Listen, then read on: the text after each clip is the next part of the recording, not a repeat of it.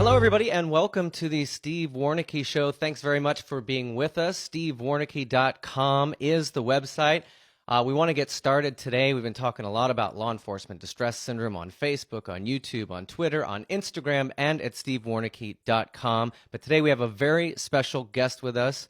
A true hero. Jeremy Charlo is with us. He's a former police officer. I found you online on Facebook. We're both very active on Facebook because we both have left the field of law enforcement. We both are trying to move on after a career in law enforcement, and we both are trying to share our stories and help law enforcement. That's absolutely correct. So you were shot in the line of duty. I want to tell people briefly what happened, and then what I really want to talk about here is what happened after the incident and what it's been like for you after being involved in a critical incident, the day-to-day and the fight to get back to normal. So let's go back to May 7th on 2016 and tell us about that day. It was a boring day to start with, just a regular patrol day. I made some arrangements with some friends to go to a movie after the shift, and state trooper friend of mine and another friend of mine. But about 10 minutes before the end of the shift, I was head back to post for shift change. Saw a vehicle with no headlights on. That's one of those things you can't just put your blinders on and turn the other way. You kind of got to go, can't say you didn't see that. I turned around, caught up to the vehicle. It pulled into a driveway, so I kind of figured I'd do the community policing thing and just, hey, your headlights are out, guy. But his brother had other plans, I guess. He was standing in the driveway there and decided to attack me. I find so many things about this interesting. Like, you're at work, you've got plans afterwards, it's the end of the shift, it's been a boring day. One of the things that police officers talk about, and I don't think the public understands, and I say this all the time, is police work's, 98% boredom, 2% sheer terror. Here you are just gonna, as a public service, not even thinking a ticket. You end up not calling this out on the radio. You're literally just gonna get out and be like, hey man, turn your headlights on, Yep. And now, do you recognize the car? Do you know the driver? Do you know where you're at? Is there some history? I knew where I was at. I was literally a block away from the police department. I mean, rounds could have hit the police department from where this occurred. It was, in fact, I took cover behind the building that was right behind the police department. Okay. So you get out of your car, you approach them, and the brother of the drivers in the brother of the drivers in the driveway is what you said. Yeah, actually, you jumped ahead a little bit there. I didn't actually make it out of the car. I actually just rolled the window down. I wasn't even going to get out. I just rolled the window down and was like, hey, guy. And as soon as I rolled the window down, I heard somebody yell my name and an expletive. And that put me into mode right away. Yeah. So I opened the door trying to get out of the car and thinking, obviously somebody was displeased with me. I knew I wasn't safe sitting in the driver's seat, so I tried to get out of the vehicle, and by the time I get out of the vehicle, he's already on top of me. I was trapped between the door and the B-post as he started punching me. So do you recognize the guy at this point, or is it later on? No, you just... No, I didn't recognize him later until I was in the hospital, and they showed me a picture, and they're like, is this him? I'm like, holy crap, I know him. So you roll down your window, somebody swears at you, you realize there's an imminent attack coming, you try to get out of your car, and a guy's on top of you fighting you. Yep. Over a community stop to turn your headlights back on. Yep. All right. Exactly. What happens next? So I try to block the punches, and I try to go over my radio to get help, but in the scuffle, my radio has changed channels, and so I don't get out. Nobody's coming to help me. Nobody's responding. I'm blocking with one arm up like this as he's punching, and I'm trying to use my other arm to get on the radio. I see my taser, which was down on my belt. I pull my taser, and I hit him in the chest with 2 prongs. He didn't faze him. He just kept punching me. I always used to joke about, again, a pucker moment, if somebody would walk through a taser and hear this guy, everybody wants to claim these tasers are the end all be all, and the man walked through it. He continued to punch me. Mm-hmm. So I drive stunned him and I pushed it into his chest, and he pulled the trigger, and I was able to create a little bit of distance doing that. And then I was able to get out of that little corner, back up, put my arm up, and started ordering him to stop. Okay. And then it gets even worse. Yeah, it got real worse then. So as I'm backing up, I see him reach into his pocket and pull a pistol, a black pistol. The guy did not have, in Illinois, you have to have a FOID in order to have a weapon. He didn't have a FOID. He didn't have a CCW. He pulls a weapon from his pocket and he fires, and he hit me in my right arm, my shooting arm. And how long from the time that you roll down the window till the time you think you're hitting the arm? 7, 9 seconds. Yeah, that's so. It gives me goosebumps. It's so amazing how quickly things can turn to shit, right? As they always say. Absolutely. Yeah. All right. So what happens now? So we're not 100% sure how it happened, and because the entry wound appears to be here by the smaller scar, and the exit wound in the forearm, but that doesn't make sense because I never had my back to the man. Best I can tell is, and I don't recall any of this, the best we can tell is when I saw the pistol, I probably went like this, like, oh shit, took the round, brought back down, drew my pistol, returned fire. As I was backing away, I struck him in the neck and the leg. And does he go down? Is the fight over? What happens next? Next thing I remember, I'm kneeled down in a crouched position. My slides locked back, and I'm reloading. I see him laying on the ground. I see him get up. I didn't know I'd hit him at that time, but I knew he was on the ground. I see him get up. He went into the house, and I proceeded to look for cover. I ran towards my squad car thinking that would be the best cover. And then as I'm getting to the squad car, training kicks in again saying, hey, rounds go through cars and don't use the car as cover. Instead, I went to a building just to the the west of our location. And I pied the corner. I checked out my injury and pied the corner, started to set up a perimeter. At that point, I was able to get out of the radio. I was able to, 6 George 22 is my call sign. 6 George 22, Metcad, shots fired, I'm hit. And I had to say it twice before anybody would even responded then. And it was the longest pause in the world between telling them I was shot and somebody responding. It felt like years. Mm-hmm. And at this moment, does the adrenaline kick in? Are you in pain? What is happening in your brain? You're just thinking, I need to get help here. Like, what's going through your head? So I'm hiding behind this building, and we're still less than a minute into this. I'm hiding behind this building, and I do a self check real quick. I can see the big wound in the top of my arm, but I don't see the entry wound. I have my pistol in my hand still, and I can move, so I know I'm not out of the fight yet. My next thought, a wave of calm goes over me, and I knew I needed to set up a perimeter. So I pie the corner and I start to set up a perimeter and start, trying to get things in order. As I do that, I see the man exit the building, and I'm sorry, I won't use his name. I just call him the man or the suspect. But yeah. The man exits the house with an AK-47, and I look at my arm, I look at my pistol, and I said, nope. Yeah, I mean, you don't want to bring a handgun to a gunfight, right? So now here you are over this headlight in a matter of a minute. You're hit. And now he's coming out with an AK-47. Correct. To assuming he's trying to finish the job off. So at that point, I duck out. I duck back behind cover to make sure he didn't see me, and he just unloads that AK-47. I don't know what he's shooting at. I don't know if he's shooting at me, but he just unloads an entire clip of that AK. Later, we find out he was trying to kill me. He thought I was in my squad car. During the investigation, multiple times he had told people that he was on the run because he knew he killed a cop. Mm. So there was one of the officers, you work close to the police station, and I don't want to step on your story here, but one of the officers actually hears the gunshots as she's at the station, right? So she's able to also alert the other officers for help, right? Correct. Yeah, she's actually the first on scene at that point. She was actually my relief for the shift, and she's coming to work. Just like any other day, she's, moseying on to work, and she's a block away, has her window down, and she hears gunfire on the way there. She did a really good job. I was very proud of her. She actually evacuated me out of the area, got me to safety after I was hit, and he was able to flee. So he flees. Was there? It looked like one of the officers tried to go after him, but was unsuccessful in finding him. He fled in a truck, right? The man. Correct. Fled, and so he gets away that night. It triggers one of the biggest manhunts in the state's history for, was it 10 days or 9 or 10 days? Yep. Um, I think it was a week, almost to the day, I believe. okay.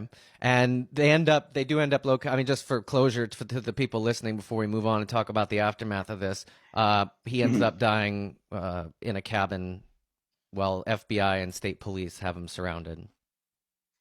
Yes, he opened fire when the FBI SWAT team located a building they believed he was in. He opened fire on the FBI SWAT team. He struck a SWAT agent with the AK-47, I believe, in one or both of his arms as well. And that FBI agent had to be evac'd out of the area Hmm. by helicopter. So that night, what's the process? You've been evac from the area you're shot. What happens to you? Um, Obviously, go to the hospital, but talk about the process. So the first thing that happens, man, is that I had a buddy officer assigned to me who was also our local union rep, and he was there. He wasn't on duty. He came in specifically to be my buddy officer. And then they shot me full of drugs. I Hmm. mean, they took care of the pain. And what that did is it did two things, actually. Since I was under the influence, it kind of made it so if I made any spontaneous utterances or whatever under the situation, they were inadmissible because I was under the influence of narcotics and whatnot. Well, people are like, "What is this about?" Well, so let me just set this straight. You've discharged your weapon as a police officer, so now there's an officer involved, and you've also struck the suspect. But even if you hadn't, you've discharged your firearm. That initiates an entire protocol.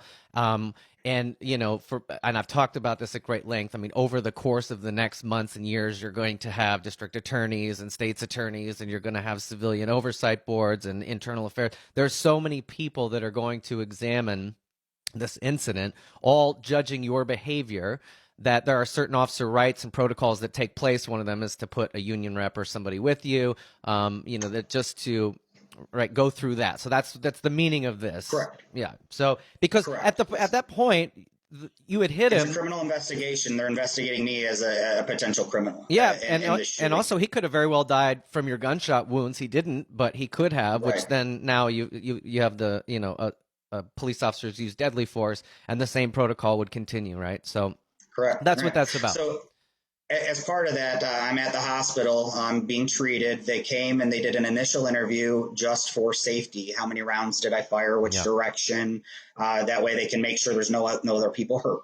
Okay. That's proper protocol. They then took pictures of me, my wounds, etc. They took all of my clothing, all of my possessions I had on me. They took my firearm. They took my badge. They took everything. Yeah. And they didn't replace it. I didn't get a gun. One of the things they preach is, make sure that officer doesn't get degraded by removing his ability to defend himself. And Yeah, I mean, in the department I work, they would also take the weapon. They're going to end up test firing it. They're going to make sure the rounds right, you fired came from that. But they would give you a loaner in the meantime. correct. Yeah. I wasn't given a loaner. I ended up. Luckily, I had a friend who had plenty of weapons, and I had weapons to defend myself if need be. Because as far as I'm concerned at this point, the man just, it's the same night when I get out of the hospital, he's still on the run. They haven't caught him yet. I don't know if the man wants to come back and finish the job, what he thinks. I have no idea. I'm in fear. Well, and also a legitimate concern is who was the guy that was driving the car? Is he a friend? Is he a family member? Does the guy that you hit have family? Is he in a gang? Does he have gang members, associates? I mean, certainly there could be retaliation. Correct. I don't know the way we would do it in our department. Especially if you're in the hospital, you'd be assigned 24/7 police officer that would stand guard outside of your room. Yeah, I wasn't given any of that. Yeah, I think one of the things that your story is plagued with, unfortunately, was treatment, by your department that doesn't follow. That wasn't, what we would expect of somebody who's out protecting and serving, who is doing their job and ends up getting shot. Being on the streets and being a cop in America, which is unfortunate. I would agree with you, and that's what I've tried to bring some attention to that. We need to look forward, and find solutions to these problems so officers don't have to struggle the way I have. I talk about law enforcement distress syndrome, which is a lot of the daily, what you being responding to people who've been victimized and burglarized and been raped and shot and stabbed and their cars stolen and impersonated and all this that everybody you talk to, has been victimized in some way, or they were involved in an accident, or they're driving to go get coffee and they get hit by a drunk driver. And what toll does that take on a police officer's psyche over the course of a month, a year? And in my mind, and I've consulted with like some mental health professionals about what I'm calling law enforcement distress syndrome and the 8 symptoms that I've identified, they agree that it's different from PTSD. So I don't want to talk about law enforcement distress syndrome today. I want to talk about PTSD because they're, in my mind, they're separate animals. And we're seeing this media coverage, even just in this week from the Washington Post, talking about PTSD, but they're also mentioning things like cumulative trauma. They're mentioning things like the things that police officers are seeing every day. And I named it because it's important that once we name something, we can talk about it. But really, the purpose of today is I want to give people listening in the police world and outside of the police world an idea about what PTSD looks like and feels like. So, and you've been an open book online. You have a lot of people following you. You have been, the vulnerability that you've shown, and I think honestly, just the courage to put what you're feeling and what's happening, and to put what you've been through out there for everybody to see. I'm hoping has a healing effect, but also is just very brave. So I want to talk about that. Well, thank you. I appreciate that. As it takes a toll, even speaking about this, I call it a hangover almost. After a speaking event, or even after a show like this, after I've talked about my event in detail, usually I'm exhausted. I don't, I'm tired. I feel like I ran a marathon, physically tired. Mm-hmm. Officer Jeremy Charlo is our guest. This is the Steve Warnicke Show. Let's go back to the hospital that night. You're in the hospital. You're under. They've given you things for pain. Do you remember? Are you just numbed out at that point, just trying to get better, or when? Like, how are you feeling? That night and the next day. I mean, I felt euphoric almost. Like the medicine made it so I didn't care about the pain, but I felt like I hate to say it, but I felt indestructible. I,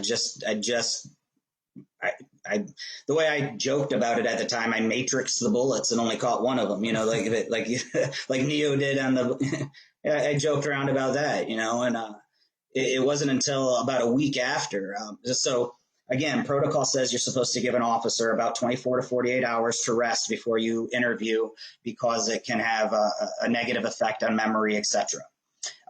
However, for whatever reason, the state police, I was ordered by my department to keep quiet, not to talk with anybody, no mental health professionals, no crisis debriefing, etc.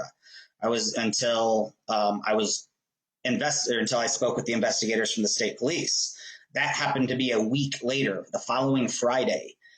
I don't know a single protocol that says you should leave an officer unable to talk to anybody for an entire week. Mm-hmm. I don't know how that is. I don't know why that was allowed. I reached out multiple times asking, hey, I need to talk. What can I do? And though you can't talk to anybody, it's a criminal investigation. Mm-hmm.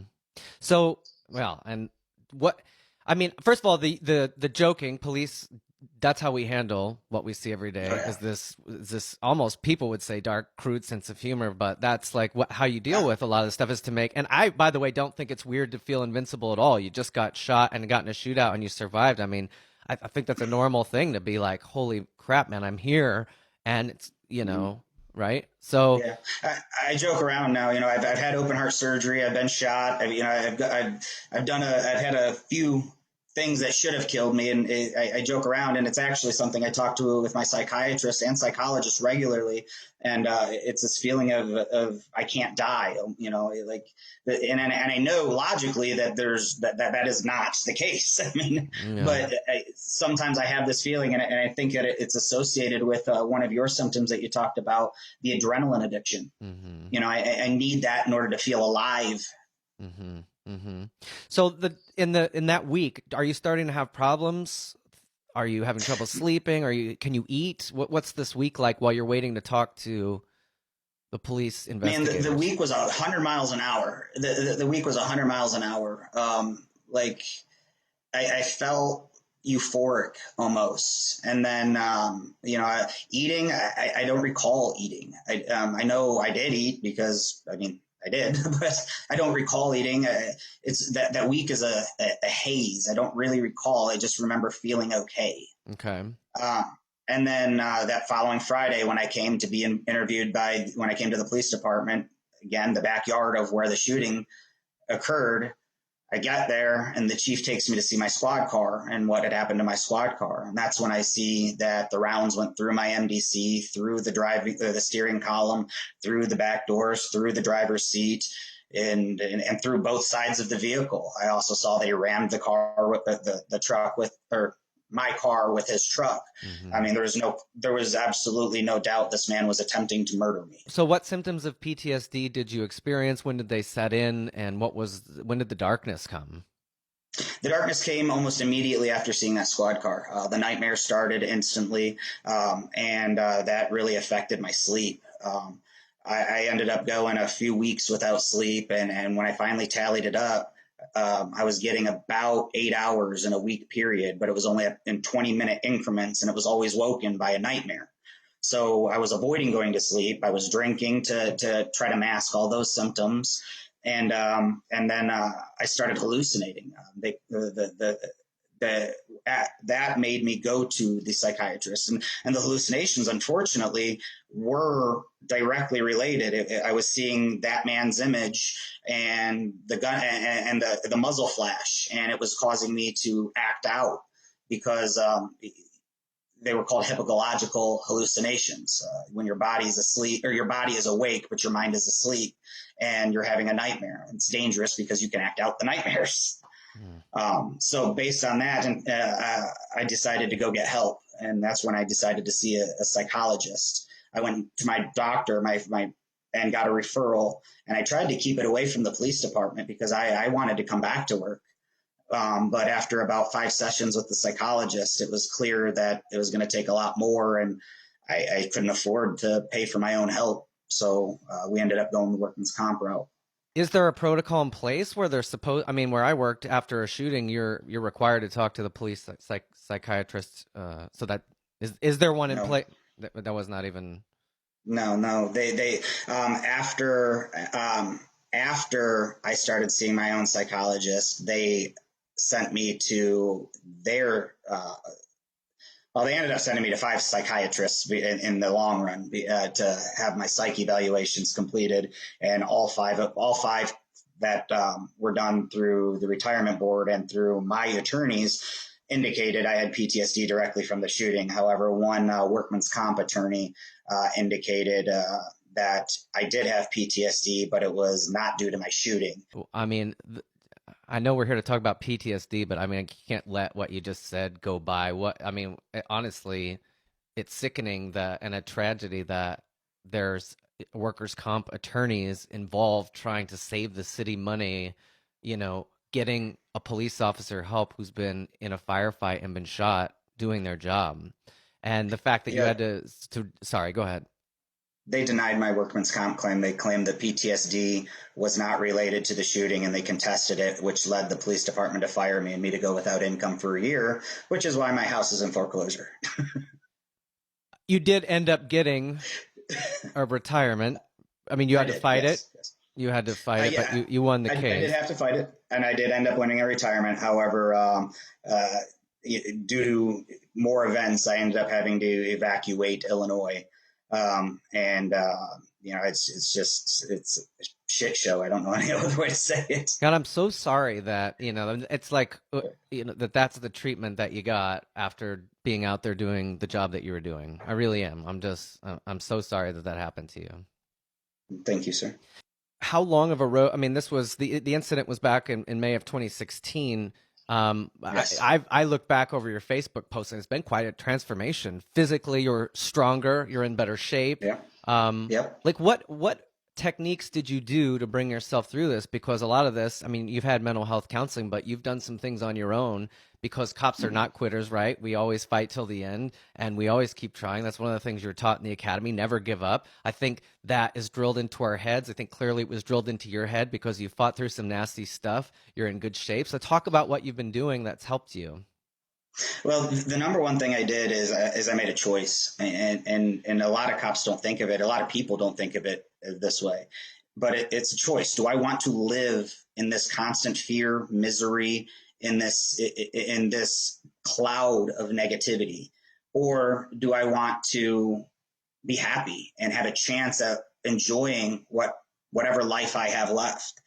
Um, and it really is that simple, because if you make the choice that you want the happiness, that you want the life, there's things you have to do. And the first thing you have to do is start taking care of yourself.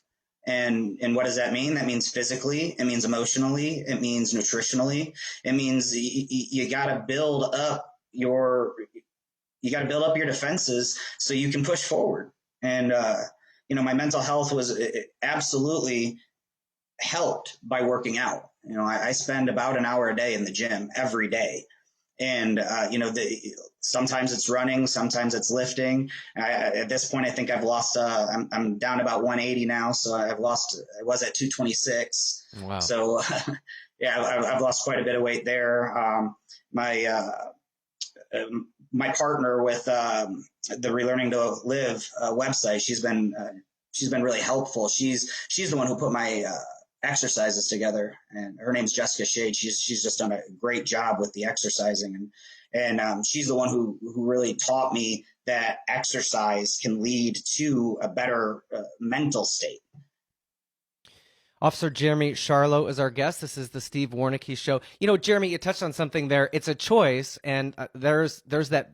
It's so easy to fall into this victim mentality, right? Where it's like, look what's happened to me, and not just you. I'm just talking about people in general. It's a trap that's easy to fall in. I've had things have come against me, and I was shot at, and I was shot, and now the department wasn't treating me well, and now I'm having to fight this battle. It's easy. To feel like things are beyond your control are coming against you, and they are. But you said this powerful thing, like, I made a choice that I wanted to move on and be happy and fix this. But, I think that's hard. That's easier said than done, because when when you're having trouble getting out of bed, and you don't have the energy, and you're not in shape, and you haven't built up that foundation, from food and exercise, to actually take those steps, man, is tough, but you did it. Oh, absolutely. And you must, that's the part that's really commendable. I think, in my darkest hours, right, it's really tough to get moving, but I agree with you. And I've written a lot about diet, exercise, just overall health, and we usually neglect mental health, so counseling is part of that. But it's all like this, the body's one unit, right? So everything that I talk about, you're talking about, even though we never even met until today, right? I messaged you on Facebook, and this is the first time we've ever spoken, and we're out talking about the same things, because we're cops that have, we've been through very different things, but we've both learned how to keep putting one foot in front of the other and do it with the best possible results, right? Correct. Yeah. You were mentioning those dark times, and that's when it's really important for you not just to rely on yourself, and you got to look to your brotherhood for help. At that time, I was feeling abandoned, like you mentioned, by the police department. I felt like everything was down, and the organization, Operation Enduring Warrior, reached out to me. Their logo is right here on my shirt. I've done a couple events with them now. They're going to be honoring me in New Jersey as an honoree for Task Force Sentinel. And then I'll be in Houston a couple weeks from now to do some outreach at Camp Hope in Houston, Texas. It's another PTSD event for veterans to raise money for interim housing and mental health. So I've taken what I've found, and the biggest thing aside from exercise that has helped me is finding something bigger than myself to focus on. And to me, that's helping these other officers who maybe don't have the resources that I have to go out and get the help they need. I want to find a way to make sure that no officer suffers the way that I have. One of the things I talked about in one of the last presentations I gave was this. We're also facing with losing this identity, loss of power when you leave the job.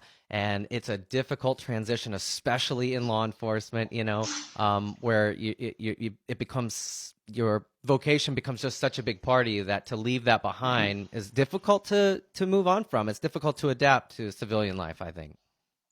Absolutely. One of the first things in transitioning into a civilian job, which didn't really last a whole long, but at any rate, one of the things I had a problem with is people were allowed to say no. I didn't understand. Like, I didn't understand. Hey, go do this. you should just go do it. What's the argument about? I don't understand. Oh. And so a lot of times, you know, when I was giving people, hey, I lacked the pleasantries. I wouldn't say, hey, could you please go do the dishes? I'd be, hey, you, dishes. They didn't like that very much. Oh, my.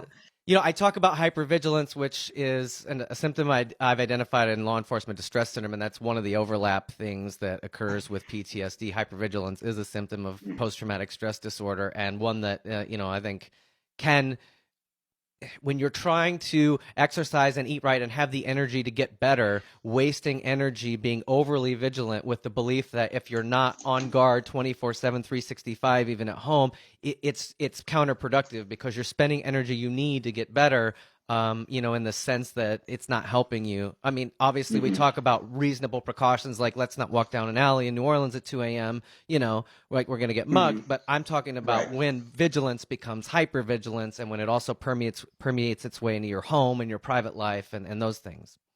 There's still days. For example, one of the ways you talked about not being able to get out of bed, and when you're so depressed and so down that, you know, getting out of bed is a task that it just seems insurmountable. And one of the things I did to combat that is I created routines, and, you know, and we're trained muscle memory. If you do something 1,000 times, you know, over 3 months or whatnot, it will become so ingrained that it's second nature, and you take away the reaction time, etc. Killology discusses it.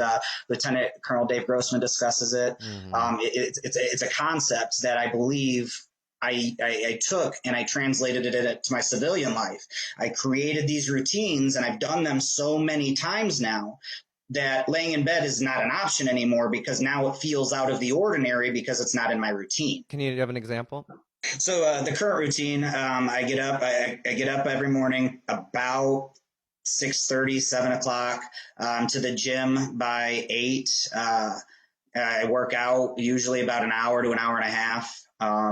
Then from there, I usually go to a coffee shop near where I'm staying right now. I'm staying with family right now. I'm currently homeless, I guess is a bit way to put it, because of the threats against my life in the town I lived in. So I do have an appointment or an apartment that'll be coming available November 8th. So it's just a temporary thing. But you were talking about more stresses involved after the fact. That's another one. The man's father has decided he wants to kill me now. So. But at any rate, I go to the coffee shop, and then I dedicate all of my time to creating content and learning more about PTSD and its associated symptoms, and looking for ways to find help for officers who need it. So that's become my number one goal. You know, redefining that purpose is so important. So and I think the thing that was so amazing is, and the reason I was so drawn to what you've done, is both of us have decided to make our purpose to help law enforcement, even though we're no longer in the biz, right? So correct. That's why we hooked up. So Jeremy Charlo, our guest. Jeremy, anything you want to add, or where can people find you, get a hold of you, see your stuff? Where do you want to direct them? I have a website. It's called relearningtolive.com. I also am on Facebook, Officer Jeremy Charlo, retired. I put that retired on there because I had a couple people saying that since I was no longer a police officer, I was a poser. And so I added the retirement just to, I guess, take that argument away. I'm also on Twitter and Instagram. So feel free to reach out. I'm not claiming to be an expert, but I know a whole bunch of people who may be able to help, and I can put you in touch with somebody. Okay. All right. Well, thanks very much for your time, and I look forward to doing more with you. Hopefully we can partner together on some things, and best of luck with everything. If you need me, I'm here. Thank you, sir. All right. We'll stay in touch. All right. Thanks for being with us. All right. All right, everybody, that does it for the Steve Warnicki Show. Thanks very much for being with us. More at stevewarnicki.com, on Facebook, Twitter, Instagram, and all over the place. YouTube as well. This video will be put on all of those. Thanks very much for your time. If you have any questions or need anything, please feel free to reach out. We'll see you next time, everybody. Take care.